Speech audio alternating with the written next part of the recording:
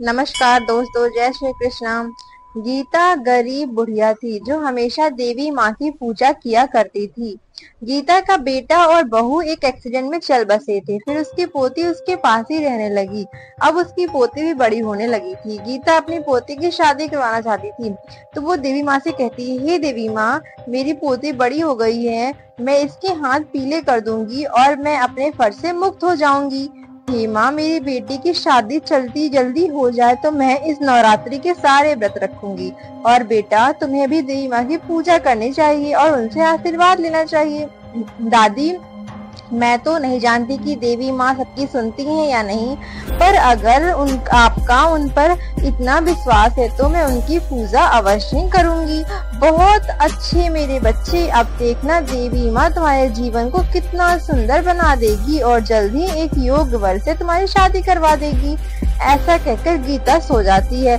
तभी रात में उसे यमदूत जी दिखाई देते हैं और गीता से बोलते हैं, गीता चलो मेरे साथ, हम तुम्हें लेने आए हैं। आप कौन हैं? मुझे अपने साथ क्यों लेकर जाना चाहते हो?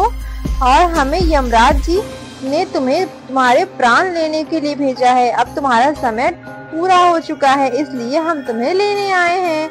हम तो चीज ऐसे ना कहो, मेरी पोती के विवाह के योग्य है और इसका इस पूरी दुनिया में मेरे अलावा और कोई नहीं है। अगर आप मुझे ही लेकर चले जाओगे तो मेरी पोती की शादी कैसे होगी?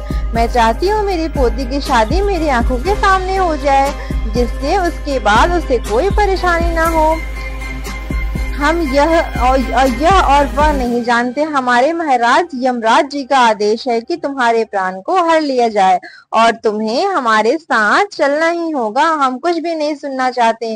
वैसे भी यमराज जी के फैसले के विरुद्ध हम नहीं जा सकते, अभी नहीं जा सकते। तुम मेरे फर्ज को पूरा करना है, तुम्हें मेरे साथ चलना ही होगा, प्यार से अन्यथा जबरदस्ती से नहीं। नहीं महाकाली, मेरी रक्षा करो। आप तो जानती हो मेरी पोती के अलावा मेरा इस दुनिया में कोई नहीं है। मुझे मौत से डर नहीं लगता, लेकिन मेरे मरने के बाद मेरी पोती का क्या होगा? देवी माँ, मेरी रक्षा करो, मेरी बात मान लो। हम कल के ही दूत हैं, तुम्हें हमारे साथ चलना ही होगा। अगर तुम हमारे साथ नहीं चलोगी तो महाकाली की पूजा, वो कहती है बुढ़िया, मैं महाकाली की पुजारन हूँ, मैं कल काली से ही बड़ी हूँ और तुम देख लेना, वो मेरी रक्षा अवश्य करेंगी। ठीक है, अगर तुम चाहती हो तो हम तुम्हारे साथ जबरदस्ती करें तो यह भी सही, पर हम अपने प्रभु का कहना अवश्य मानेंगे। फिर यह बुढ़िया को छूट है, उन्हें एक जोर से झटका लगता है। आज तक हमने इतने लोगों के प्राण लिए हैं, लेकिन हमें कभी ऐसा महसूस नहीं हुआ। आखिर ये सब कैसे हो रहा है?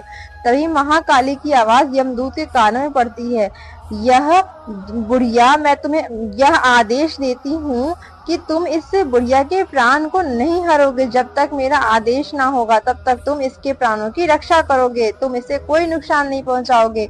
तभी यमदूत कहते हैं, तुम हो कौन जो हमें ऐसा आदेश दे रही हो? हम सिर्फ हमारे प्रभु यमराज का आदेश मानते हैं और उनके अलावा किसी का नहीं मानते।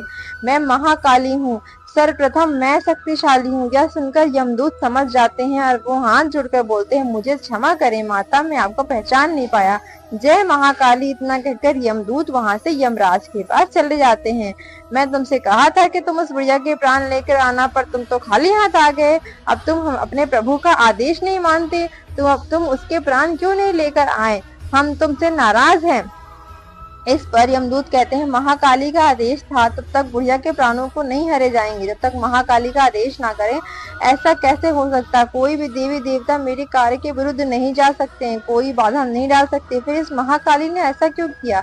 यमदूत के विरुद्ध नहीं जा सकते, इसलिए हम वापस आ गए हैं। ठीक है, स्वयं ही उस बुढ़िया के प्राण लेने जाते हैं, देखते हैं महाकाली हमें कैसे रोकती है। फिर यमराज खुद ही बुढ़िया के घर जाते हैं, उसके प्राणों को हरने की कोशिश करने लगते हैं, लेकिन जैसे ही वो बुढ़िया के शरीर को छूते हैं, यमराज के शरीर में भी करंट लगने लगता है, जिस कारण यमराज क्रोधित हो जाते हैं और कहते हैं, किस शक्ति का इतना साहस है जो मुझे प्राण लेने से रोक रहा है? सामने आओ, जो भी मेरे कार्य में बाधा डाल रहा है, अंजाम सही नहीं होगा। यमदूत यमदेव, आप भूल रहे हैं कि मैंने आपके यमदूत को कहा था जब तक मेरा आदेश न आ जाए तब तक इस बुढ़िया के प्राण नहीं हरोगे। तो महाकाली गुस्से में आ जाती है और यमराज जी के शरीर को छोटा बना देती है। यह देखकर यमराज जी भी बहुत घबरा जाते हैं, ब्रह्मदेव के पास पहुंचने लगते हैं और सारी बीती हुई घटना को ब्रह्मदेव को बताते हैं। आप जानते हैं मैंने दुर्ग समस्त शक्ति है और समस्त शक्ति की संरचना भी वही है। अगर आपको पहले की तरह होना है तो महाकाली के इस बंधन से मुक्ति पानी होगी। मैंने आपका दुर्गा का ध्यान करना होगा, वही आपको इससे मुक्त कर सकती है। ठीक है ब्रह्मा जी, आप जैसा कहोगे मैं वैसा ही करेंगे। हम दुर्गा माता का ध्यान करेंगे और उनको प्रसन्न करेंगे। यमराज जी, कल से नवरात्रि शुरू होने वाले हैं। देवी माँ को खुश करने के लिए यह 9 दिन का बहुत ही महत्वपूर्ण है। आप दुर्गा माता के 9 रूपों की आराधना करो। मैं कह रहा हूँ कि इसका निवारण अवश्य कर लेंगे। फिर यमराज जी दुर्गा माता के नवरात्रों को ध्यान रखना शुरू करते हैं। उधर से गीता भी सुबह उठती है और बोलती है, क्या सच में कल रात में यमदूत मेरे प्राण को लेने आए थे? पर अगर वह सच है तो मेरे प्राण लिए बिना ही वापस कैसे चले गए? और ये सब मेरी महाकाली का चमत्कार है। फिर गीता भी बड़ी श्रद्धा से महाकाली के नवरात्रि के व्रत को पूर्ण करती है। यमराज जी के नवरात्रि पूरे होते ही दुर्गा माँ उनके सामने प्रकट होती है और यमराज जी, तुम्हारी आराधना से प्रसन्न हूँ, बताओ तुम्हें क्या वरदान चाहिए? मुझे पहले जैसा मेरा शरीर चाहिए। मैंने अज्ञानता में गलती कर दी, मुझे क्षमा करे महाकाली। मैं महाकाली की शक्ति को पहचान नहीं पाया। हे माँ मुझे क्षमा करे। यमराज जी, महाकाली मेरा ही स्वरूप है। महाकाली की शक्तियों के सामने महादेव भी नमन करते हैं। पर यमराज जी, मैं आपका पश्चाताप देखकर आपकी भूल को क्षमा करती हूँ और आपको आदेश देती हूँ कि जब तक बुढ़िया की पोती की शादी नहीं हो जाती उसके प्राणों को आप नहीं हरोगे। फिर महाकाली मैं दुर्गा की बात मानकर यमराज जी पहले जैसा ही बना देती है यमराज को। फिर कुछ दिनों बाद बुढ़िया को अचानक वर मिल जाता है और अपनी पोती की शादी कर देती है। फिर यमराज जी बुढ़िया के सामने प्रकट हो जाते हैं। यमराज जी, अब मुझे चलने में कोई संकोच नहीं है। जय महाकाली, मैं जानती हूँ आपने उस वक्त मेरे प्राणों की रक्षा की थी। आप अपने समस्त भक्तों पर ऐसे ही कृपा बनाए रखो।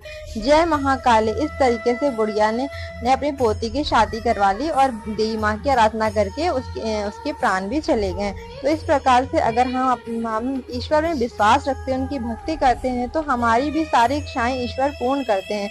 इसलिए अगर आपको ये स्टोरी अच्छी लगी तो इस वीडियो को